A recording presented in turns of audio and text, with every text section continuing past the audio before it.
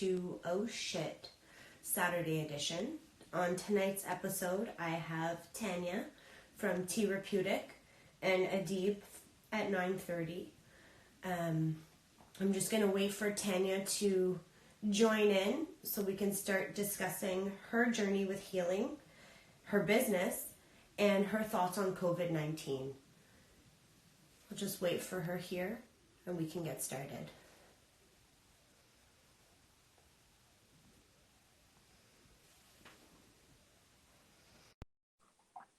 Hi, Petra. Hey, everybody. Just waiting on Tania.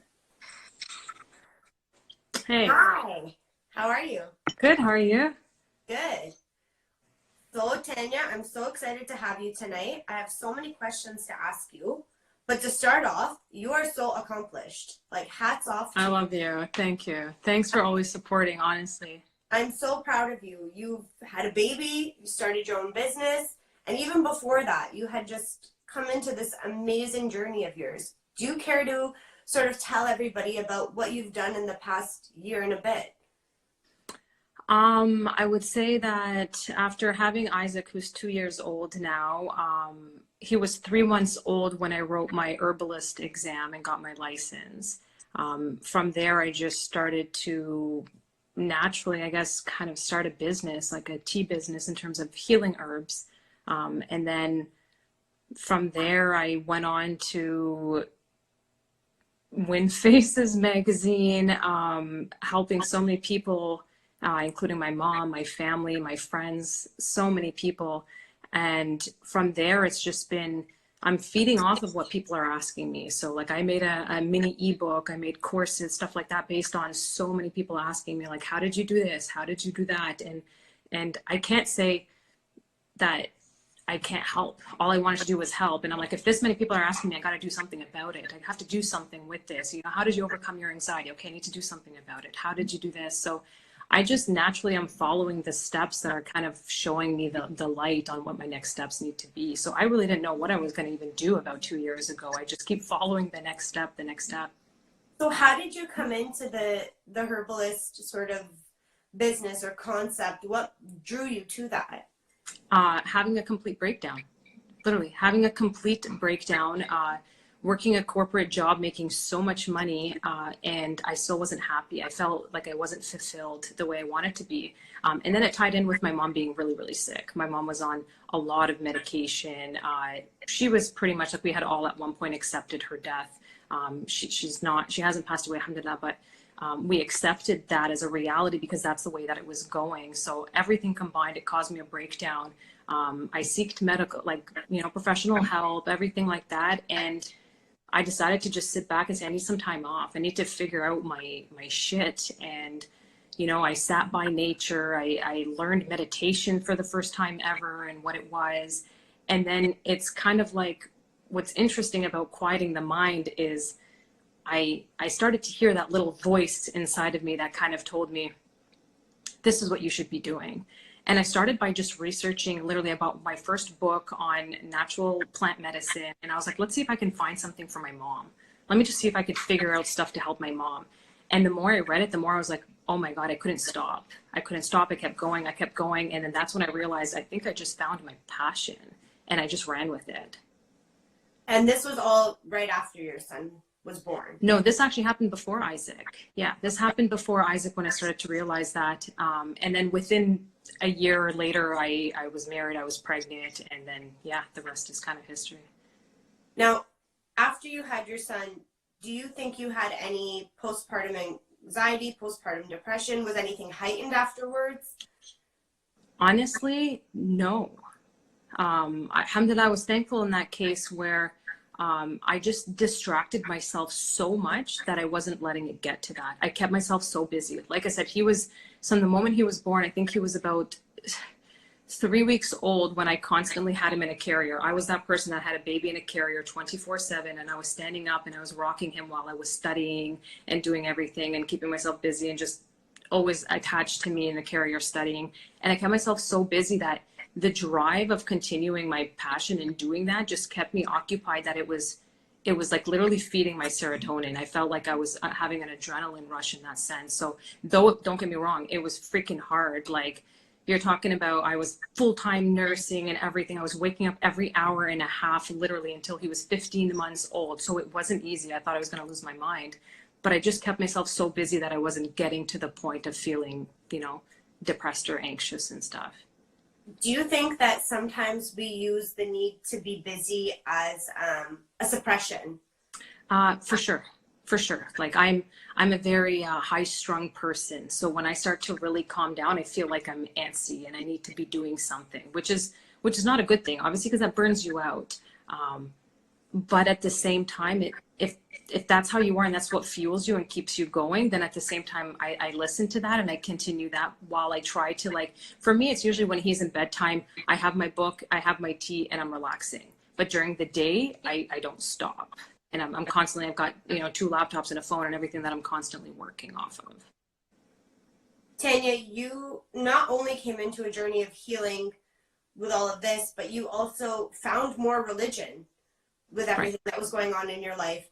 What led you to get closer to God? Was there a definitive moment in your life that you stopped and said, I need faith? I guess it takes hitting a very low point where you feel like you have nothing to look forward to and that you're forced to seek God. And what's ironic with that is it ties into what's happening right now. I can only imagine the amount of people in this situation that are turning to God that haven't turned to him in a very long time. And I can't say it was just the dark days that turned me to him. It actually started to become when my life started to get good. And I started to realize how much he was blessing me, that I was like, I need to start thanking him and thanking him more for these blessings, because he's just going to bring me more and more abundance. And the more that I thanked him and the more that I turned to him and I started to pray and make sure that I'm talking to him every single day, multiple times a day, his voice would get clearer. I would see the signs clearer. And the more that I saw the signs, the closer it brought me to him. And then I felt like I can never detach myself at this point. Now, I have to ask, because you are Muslim by name and practice and belief, do you feel like you pray in the conventional way that you are told to pray? Or do you have your own form of prayer? Do you follow the religion exactly? For a long time, I mean, to me, praying is talking to God. I know that, yes, Islamically, you know, you get on the prayer mat and stuff like that. At this point, yes, I do it the Islamic way. I'd go on the prayer mat and stuff, but I didn't start that way. And I don't think it has to be that way. It kind of depends on your situation, but it's essentially talking to him. He listens. You don't have to do it one particular way, but you have to sincerely talk to him. You have to genuinely believe in what you're saying to him. Because when I started that journey before and I was saying that his signs were getting stronger and stronger, I wasn't on a prayer mat. I wasn't doing it the conventional way, but I knew that I was talking to him and I sincerely wanted him to hear me and show me my path. I think that's beautiful and so inspiring, because a lot of people have this image that religion has to be black or white. And if you're not following in that way, that means you're not following at all. And I think that for people hearing that, that will sort of inspire them to take faith in their own ways before they follow suit the way that they've been told they had to do it. That's right. People are very judgmental on that, you know. It's like, oh, how are you practicing Muslim? You don't wear the hijab. Or how are you practicing Muslim and you do this and you do that. But it's at the same time, don't point fingers if your hands aren't clean kind of thing, right? So. No, 100%. Tania, I have to ask you, because you are a very interesting person when it comes to your thoughts and conspiracy and just the research that you've done. So in terms of COVID-19, do you have a distinct idea of why this sort of happened? There's a lot of reasons why I think this happened. Do I think that it's just an outbreak of a virus and that's the only reason why it's happening? Absolutely not. Do I think it's a punishment from God? No. But it's definitely a humbling experience. It's definitely grounding people to realize that we took our lives we took it for advantage. So for example, you know, all of us heard about what's happening in Yemen and all the starving children. And though, yes, it hurt us all, how much did we take that seriously and pray to God to save those kids until we felt like we might be in a position like similar to that. And it's sad when you see that, but for me, I definitely think that the virus is here as an awakening, but I do think that there's something in the background that's being planned with some kind of a hidden agenda, essentially. And do you think it's being planned by our direct government, by all the governments? What is your take on that? Well, I mean, obviously I'm going to be perceived as a conspiracy theorist. I like to call it a conspiracy realist, but I don't think it's our government. I don't think it's him. I definitely think that there's people above him, but it's really the people that control most of the world. I'd say the top 1% that's controlling the world, that's controlling the money, that's controlling the media. And it's essentially one elite group. Right. Right. No, I don't think that you're wrong. And I think that it would be very ignorant for people to ignore that things are controlled sort of beyond what we see. I know a lot of people toy with the thought of conspiracy because they don't want to fully believe in that. It heightens their anxieties if they do. It's a scary reality to think that there could be people that evil, essentially. Right, right. Tania, in terms of anxiety in a time like this, what do you do to calm your nerves? Because you're very vocal about your anxieties and stuff like that and how you've sort of settled them in the past. So now, when something like this is happening and having the thoughts and conspiracies that you do have, is there anything that you do to sort of mellow out other than prayer and meditation? Read. I read a lot. I love to read it. Kind of I mean, I don't read a lot of fiction, but it gets me away from everything that's happening and grounds me in that sense. Grounding. So it's not like, with all this happening, there's times where I'm like, oh my God, I think I might just have a panic attack. But I'm like, no, get your shit together. 5 things you hear, 4 things you see, and I kind of play it down. So I have to ground myself and look around me and pay attention to everything, pay attention to my son. I'll focus on him. And I'm like, no, just play with him. Don't focus on anything else. So it's really trying to be present, but you have to just do it long enough that it stops that snowball effect. And sometimes I have to keep doing it multiple times to actually calm myself down. I'll take a walk. I mean, nature is amazing, and I wish I had more nature where I am right now. But even if it's taking a walk and fresh air, and I'll plug in headphones, I'll listen to a motivational speech. I'll listen to a speech on, trusting in God, trusting in the purpose, trusting in the reason. And it just kind of makes you realize, never mind, my problems are small. Like I said, the things that are happening all around the world, like we're in the first world generation, essentially. Like I have an assistant, for example, who's in South Africa, and she's in a third world country. So for me to see her on lockdown and how she is, and to keep so positive when they've got power outages and everything like that, like I remind myself, like, as much as we see and it's a big problem to us, we have it really good. Right. No, you're absolutely right. In terms of healing right now, what sort of herbs would you recommend for people to use in a time like this? I know you kind of concoct your own and you serve them in the form of teas. So what would you recommend for people to use right now? Okay, so it depends on what it's for. So if it's as a preventative, I would say vitamin C, elderberry syrup, colloidal silver, are great things as a preventative. For immunity boosting, there's and antivirals. Antivirals are good for if you have a virus or something like that. So hibiscus is high in vitamin C, while also an antiviral that works great with yarrow. Yarrow is a very versatile herb, but it also helps with expectoration. So it helps you sweat, essentially, and it almost like detoxes in a way by getting you to sweat. But if you were to catch the virus, because it has similar symptoms to the flu, I would say things like the mullein leaf is a good one, because it helps with the congestion, like the cough. It's really good for smokers and stuff like that. There's elecampane is a really good one. Licorice root soothes it's like a demulcent, so it actually soothes the mucous membranes, and it helps get rid of the congestion. Like I said, elecampane with ginger, even, it helps. That it's good for bronchial infections, asthma, faces certain types of pneumonia. Elderflower, so it's part of the same plant as the elderberry, but elderflower actually helps release congestion and relieve it. So there's so many actually different herbs that you can use that can help with congestion and help it naturally, because obviously right now more than ever they're saying don't use Tylenol, don't use Advil if you have that. So there's natural stuff that you can 100% use, and even something like dandelion leaf, right? So I know a lot of people think it's the weed. I'm that person that when I got dandelions on my grass, I'm like, I don't want to cut them. Like these are medicine. Like as soon as you walk outside, there's medicine out there.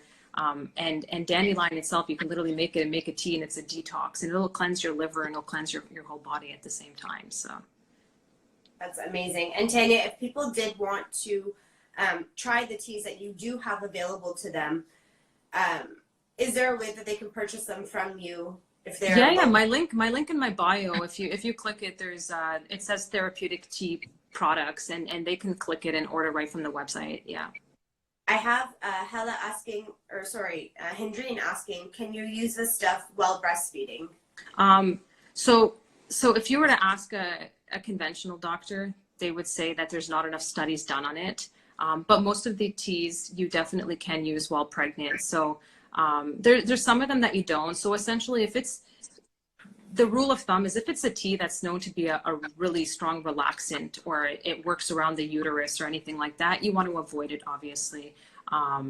But most of them are definitely safe while taking. Like I could say that while I was pregnant, I didn't stop taking any teas, anything from peppermint to nettles to skullcap. Like most of the teas that I have, you can definitely take pregnant or breastfeeding for sure. But same thing, you can always send me a message and stuff if you want to confirm. Some of the blends, like there's 2 of the herbs that I would recommend. Maybe one of them I wouldn't so much, but most of them are very much okay. And like I said, if you're going to take Tylenol or something like that while you're pregnant, I would think that the herbs are still much safer than that.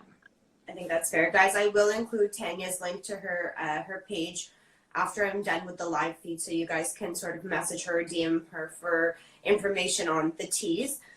Tania, I also wanted to talk to you about bullying, and I kind of messaged you about it earlier, if we could talk about that, because I know that you shared, it was a little while ago, where you shared a story on your Facebook page about how you were bullied growing up, and now to come out as vocal as you are, did you have a hard time doing that given your past? I can't say that it was hard. It was more of sharing the vulnerability. So once I kind of learned to grow out of it over, like, I'd say maybe the last 4 years, there was a lot of vulnerability that I learned that was very empowering. So as scary as it was, showing that vulnerability and sharing it with others and getting the response that they're giving you back is very empowering. So, I mean, it wasn't that hard. It was just, it's nerve-wracking, right? So I remember doing that post and I'm like, oh my God. And what actually triggered that post is I was talking to one of my girlfriends that lives out in Alberta, and she was like, oh my God, I was going through the yearbook, and I was like, oh my God, I don't even have a copy of that because I fucking hated that yearbook, like, after what happened. And sure enough, she's like, and I was like, can you send me a picture, actually? Can you send me a picture of my yearbook and what it said next to my picture? And she sent it to me. And I sat there and I was watching it for a little while, and then that's when it hit me, and I said, you know what, I'm going to post about this. I'm going to post about it, and I'm going to share my story, because, being a 16-year-old, going through that, being in a brand new school where you know nobody, and there's not many Middle Eastern people there, and I always had that hood side of me, so going in there and wearing like a fitted jersey and something like that, they're like, who the hell is this girl? So it was tough. It was tough while it was happening, but I just, I kept focused, and I just kept telling myself, I just want to finish school. I want to get past this.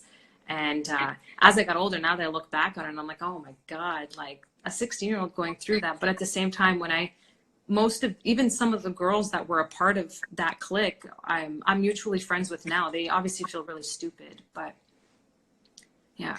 It's funny. I think we all go through things growing up, and at the time it feels like it's going to be the end of you, right? You think like, I'm never going to get past this. I'm never going to grow more than what they said I was going to be. And then you do, and you look back and you reflect on it. And I think it's only when you're out of that stage where you can recognize your growth and say, I'm okay to talk about this now. Right.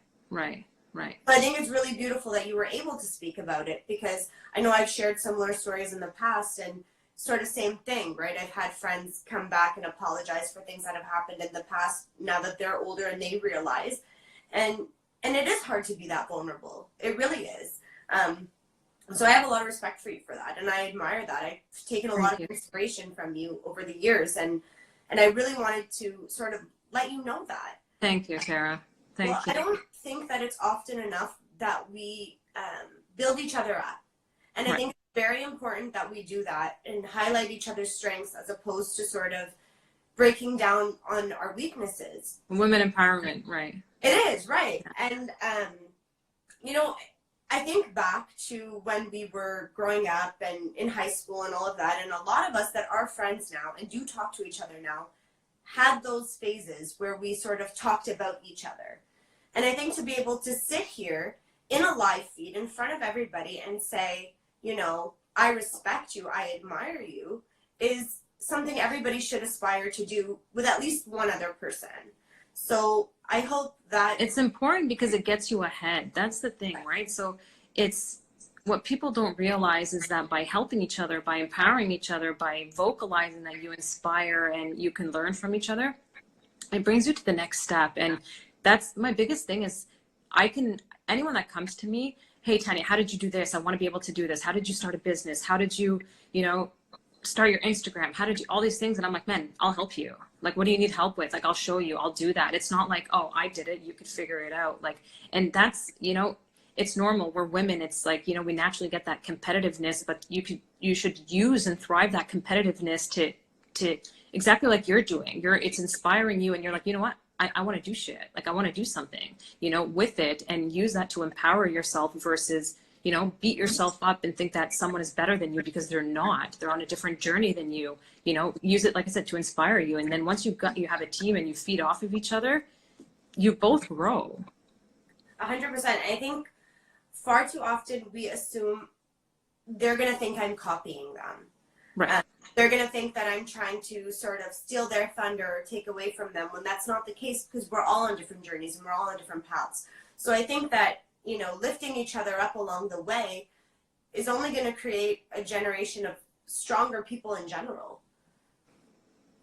Tania, I do want to ask you, while you're live, is there anything that you'd like to say to sort of whoever is viewing this?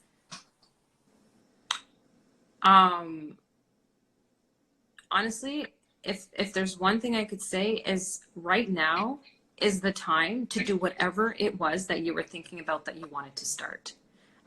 Whether it's writing a book, starting a business, having a child, literally whatever it is, do it. Because everyone's got that little voice inside of them saying, I'll leave it for tomorrow. I'll wait till if there's a better opportunity to, more money or more this or more that. But like literally right now, while you're at home, most often than not, and you've got a lot more free time, do something with it.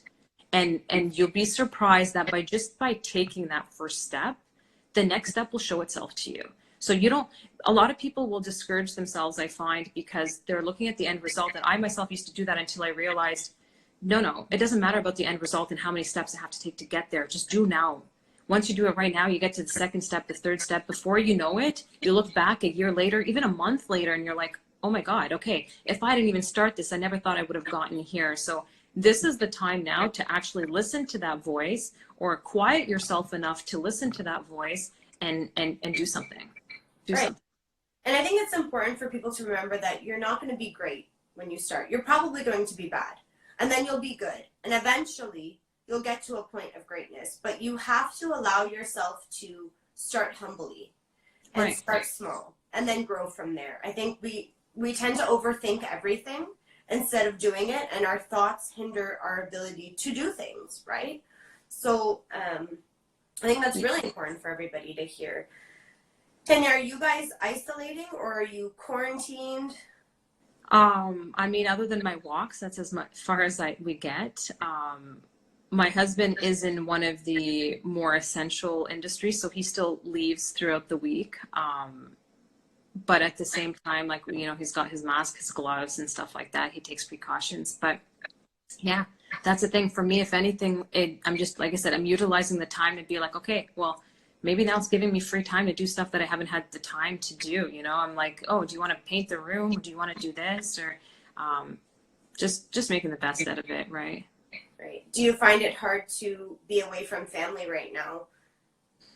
Yeah, only because I didn't realize that we were isolating to that point. So, you know, I was like fully planned to be like, hey, Dad, I'm coming over. And he's like, no, you're not. I'm like, what do you mean I'm not coming over? Right. So, and then I was going to go over to my sister's house, and I was like realizing people are like, you can't visit, you can't do this. And I'm like, oh my God, if I go and visit my sister, someone actually going to call the cops. So it's a little bit dramatic in that sense. So it just hit me where I was like, okay, this sucks. But hopefully it's going to be short term, and we FaceTime today and stuff like that. So it keeps it engaged in that sense. Like I said, I'm more looking at it like, okay, well, what if we were gone on a trip or something like that? You wouldn't be talking as much as you are and FaceTiming and stuff like that the same way. So it's not easy. And I know that the same thing. I know there's people in harder situations, like your friend that was on there that couldn't even see her 2-year-old. I have a 2-year-old, and I wanted to die just even hearing that, being like, I'd be breaking shit if I wasn't able to see my 2-year-old son, for sure. Right. It's true. And I think that we're lucky in the sense that we have so many means of communication right now.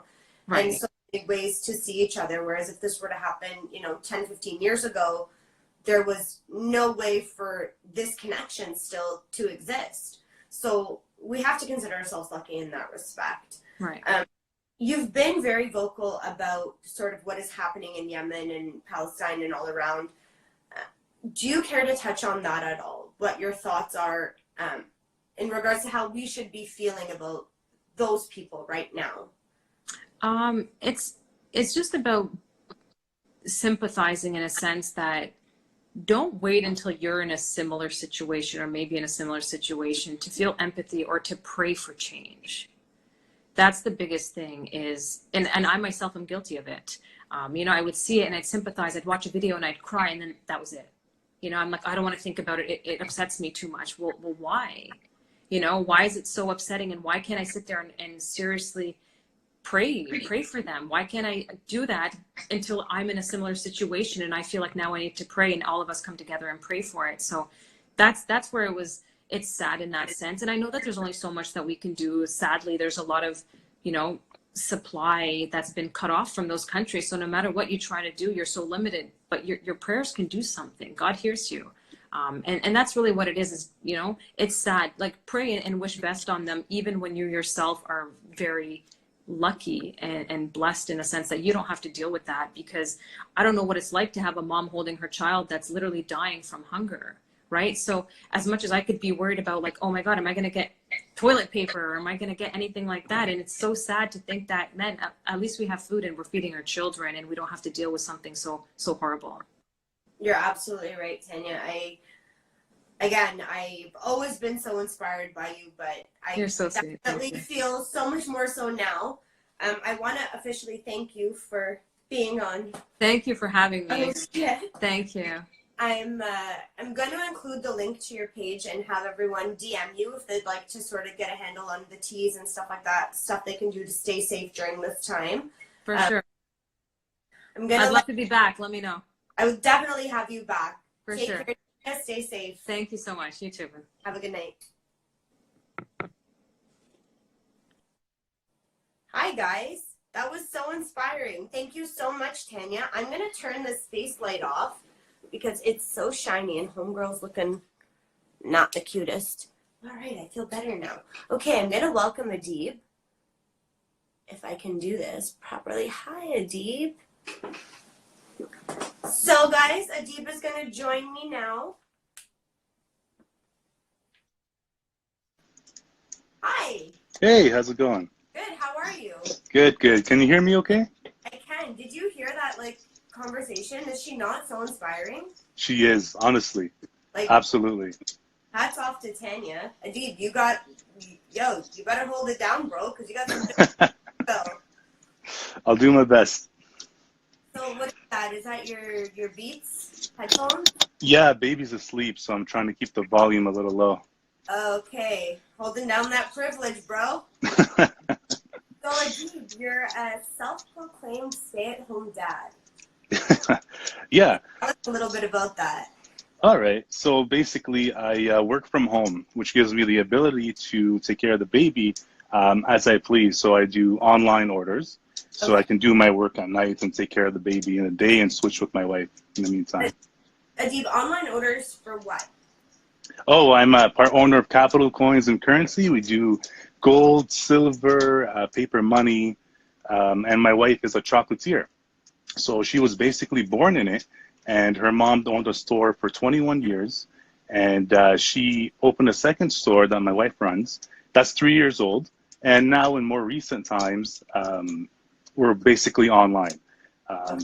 Although we were in the essential for food delivery, we decided to close, and we're only doing online orders at perchocolate.ca. And for the sake of the safety of our community, we decided to close, kind of like what you guys have. You have a restaurant for the safety of the community. You decided to close, so you get it.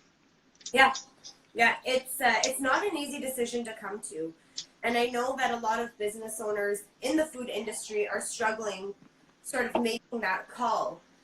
I think what everyone needs to realize is our privilege right now, and that we are not as essential as we think we are. Absolutely. I think that we are in a, someone's getting drunk. I think we are in a position where, you know, we have grocery stores and we have online ordering and we have the ability to flatten the curve as much as we can. And a few people are a little concerned with their future, financial future, which they should be. But the only way we're going to sort of beat this thing is if we close our doors, unfortunately. So hats off to you guys for doing that. Now, you said they're doing online ordering for the chocolatier. How do people go about ordering? So you log into perchocolate.ca, and then the steps are very simple, and it's free delivery over $50. Or for our local community, we're doing free delivery. I'm going out and actually dropping it in people's doorsteps, ringing the doorbell, stepping back 2 meters, having a little conversation, checking up on them if they're okay. If they need anything, let us know. And that kind of builds that relationship right there. It does, for sure. Adib, as being a stay-at-home dad and working from home and your wife sort of being the one to go out on the forefront and run her business, how do you find it now being in isolation? Are you struggling with the thought of maybe never being able to get back out of it? Well, this is kind of my daily routine to begin with. So I work from home. I don't travel to work and back. So it's kind of like the same for me. I don't have to go out anywhere. I know she's kind of struggling a little bit with it, but she's a champ. She's a beast. For sure. I think it is a difficult thing to be always out and about and, you know, going and checking on the store and being there physically to all of a sudden just being at home. And I see it with my husband, who was such a busybody and now is just sort of here all the time and trying to figure out, you know, what do I do next? Right. And you guys were in the essential businesses that could have stayed open too. And for the safety of the community, you decided to close as well. We did. Actually, we were ahead of the curve with closing because we actually had a confirmed case. Somebody had come into Wild Wing and was tested positive. So the server that served them then had to go into quarantine, and the boys, I have to give them all my respect. They quickly made the decision to close their doors so that they sort of prevented anybody else being sick. And I think what people neglect to realize is how quickly this thing can spread. And, you know, thinking that you're safe by remaining open and limiting the number of people in there or just reducing hours, you're not really doing anything. We don't know what it is we're actually facing. And I think that as Canadians, we're very jaded by it. And I think that the responsible thing to do would to be what they did, and that's close their doors. But again, it's not an easy decision for everyone. So, Adib, I do want to ask you a question, and it is a little bit of a personal question. Sure. I talk a lot about postpartum depression and things that females go through with it. As a man who's been home with his child for the past year and a bit, have you dealt with any form of postpartum depression as a male? I'll give you my form of PPD. guys have it really easy. So all we have to do is basically bang one out. We have to watch our wives go through morning sickness, gaining weight, heartburn, aching joints. For the first 2 weeks after the baby, not to mention the labor, by the way, first 2 weeks after the baby's here, it gets hungry every 3 hours. So we're waking up in the middle of the night, feeding, and I'm just sitting there the first couple nights just holding her hand. So I felt useless, almost as useless as some of my friends' hairlines when they get haircuts, like Dean or Phil that are watching right now. So I felt really, really useless. I'll give you a little bit of rundown of how the labor went. So she was working 2 that day. She was getting out of her car and her water broke. And then we rushed to the hospital. In between contractions, she was giving me instructions to tell the staff on how to make a cheesecake. So she was going like, 2 cups of sugar, 3 cups of milk. And I was like, oh man. Yeah, I was like, okay, here we go. And like, I was joking around with the nurses before, and then just to cut the tension, I whisper loudly in her ears, like, if this baby comes out black, I'm shooting everybody. And everyone just starts laughing. It brings the tone down. We all start chilling. But the nurses laugh. The doctor is just like, no, none of that. So one thing that nobody tells you is that when the baby comes out, sometimes there's a cone head. For those who don't know what a cone head is, when the head gets stuck in the baby door, let's call it, it takes a while, and the skull actually turns into a cone, almost like a football, and looks like an alien. So that's what a cone head is. And then the baby comes out, and then I was sitting there basically crying, and the doctor looks at me and like, remember, she was very like strict, and she's like, isn't the beauty of life giving amazing? And I'm like, I'm crying because my wife cheated on me with an alien. Look at this head. And she finally cracked. She finally started laughing. And I was just there. I was like, this is the best day of my life. And I have a son now. This is great. So anyways, baby comes home. First 2 weeks, would not stop crying. Like, cries more than my friend Aaliyah. I swear to you, every night he was crying. So I'm sitting there flipping through the terms and agreements of this baby, trying to find the return policy, trying to download the Amazon return shipping label to ship the thing back, and it finally grew on me. This baby grew on me. And here we are. A couple of weeks later, my wife, she wanted to make love. So I'm like, you mean like 2 months? She's like, what? Now I have a baby? You saw a baby come out of me? You're turned off? I'm like, bro, I saw things I don't want to see again. I saw things come out the front, the back. We made a cocktail. It was too much. Give me like 2 months. I just want to say, guys, real people conversations. I can't tell you what you're going to get ever. My wife's a champ. My wife's a champ. Is she watching right now? Are you going to get shot when you go back upstairs? She's at work working on orders because, again, we were blessed with friends and family giving us a lot of support in these time of need. We're in no position to be closing. So thank you to everyone that gave us some support and everyone who will continue to. Let's really appreciate it. Guys, I will include Adib's link for the where you guys can order the chocolates and for his money business as well. Hopefully he'll give Homegirl a promo code because absolutely. We'll give 5% to the human fund. There you go. Little Seinfeld joke there. Yeah. We're trying to start a non-for-profit business over here. By the way, yeah. Oh, sorry. What were you going to ask? I thought sitting beside the fire was a good idea. I'm actually like sweating so much. This was a very bad idea. Hey, you look like you're in Lebanon. So speaking of Lebanese, yeah. Now I have you. Can you talk a little bit about what it was like getting involved in an interracial relationship, Adib? Was that a suicide for you? So basically, as you know, in the Lebanese culture, when you get married, it's like an episode of Survivor. Everyone casts their votes of who they want, and then they give you their reasons. So my dad took me aside, and he's like, listen, you're the eldest of the cousins. you're an example. You're setting an example that, you know, it's okay to marry someone else. We will support and love whoever you choose, unless they're black. So it was. I'm kidding, obviously. I can't control what comes out of my guests. I am sorry to all the viewers who are viewing. This is not a reflection of my personal opinion or beliefs. Carry on.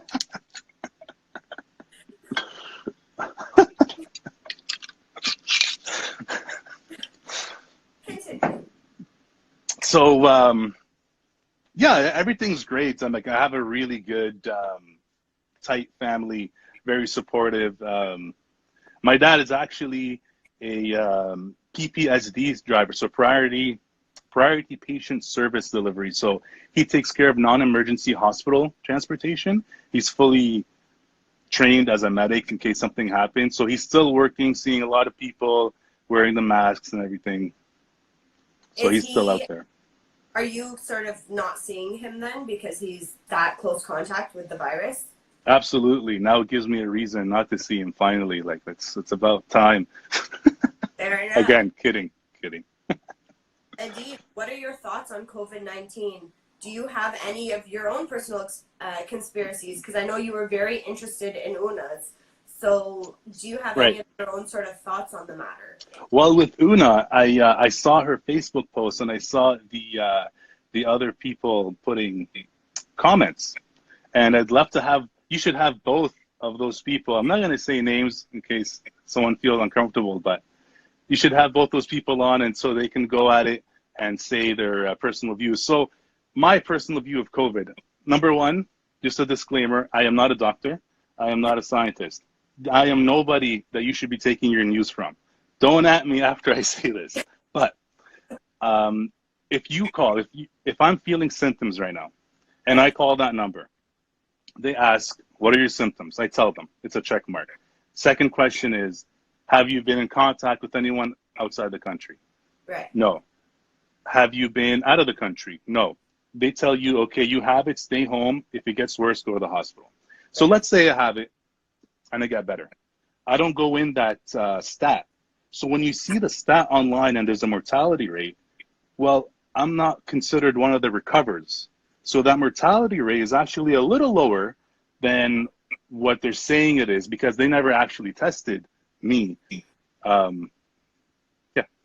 So that's my theories about it. It's a lot better than...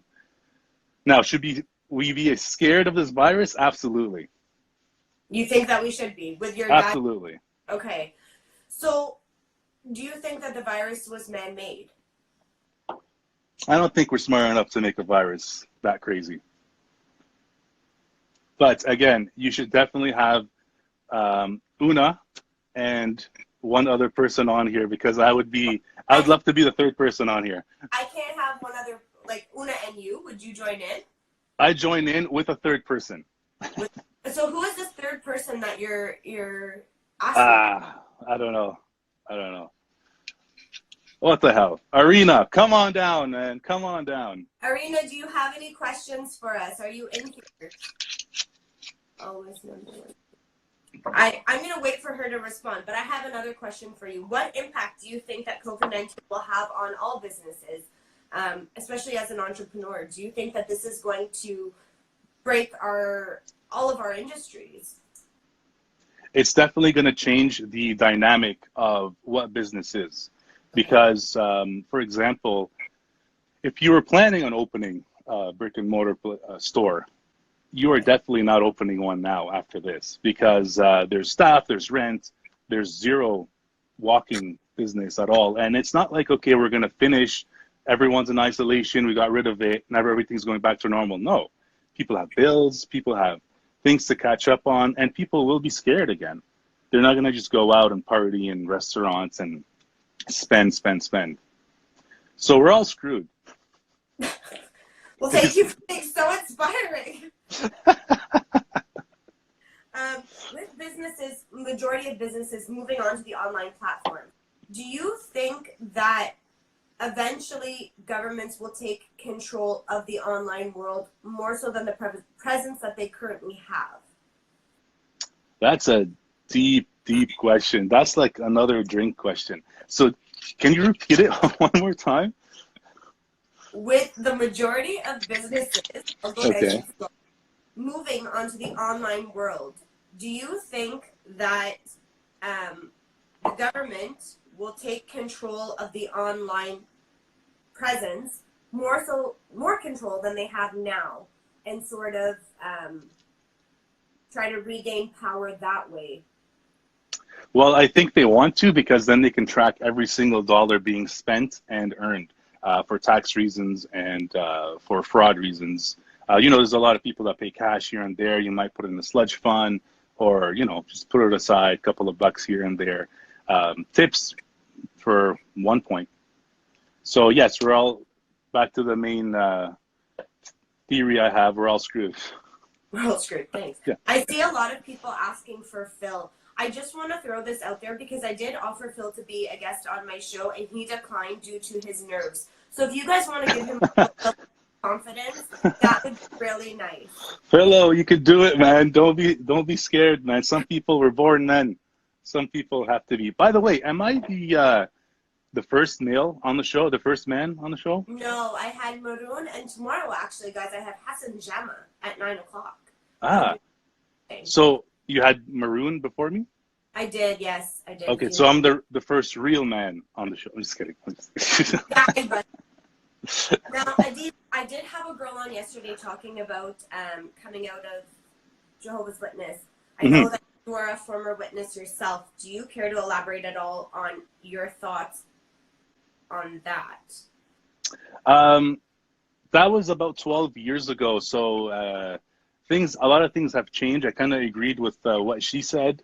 Although I had a very, very more lenient way out. I was never baptized. I think she was baptized, which has caused all that trouble with her. I had a very smooth exit, and I didn't lose much friends. Okay. Is your family still involved in the church at all? Here's the thing. Half my family, my mom is, and my dad isn't. And then they got together and they made it work. So I never had that pressure on me. So it is possible, and it's very lenient now, more than before. Okay. Now, what do you do in terms of faith now that you're a father? Do you believe in anything? Do you have any set of guidelines that you resort back to in times like this? Are you familiar with Joe Rogan? Yes. Yes, he is the person I refer to. I actually don't know. So I'm not going to sit here and pretend like I know the answers. I'm probably one of the few that will admit I don't know the answer. I don't know what there is and what there isn't. If there's a higher power, if there's something, a hell or heaven, I have no idea. And I don't really care to elaborate on it. That's fair. That is very fair. Adib, now that you're live, is there anything that you would like to say on this platform to the viewers or potential viewers? Is there anything that's been weighing on you or something you just want to get out? Absolutely. I guess this is the final thought of the night. Whatever you do, make sure that the juice is always worth the squeeze. Have a good night, everybody. Thank you, Adib. Take care. Take care. Thanks for having me on. Bye. Thank you so much, Adib. That was awesome. Guys, as I said, tomorrow night at 9 p.m., I have Hassan Jama joining me to talk about bodybuilding, his trip back from Abu Dhabi, and followed by, at 9:30, I have Najla coming on to talk about her growth this past week. I can't wait to talk to them both. I want to thank Tania and Adib once more. Take care, guys, and have a good night. Oh, shit.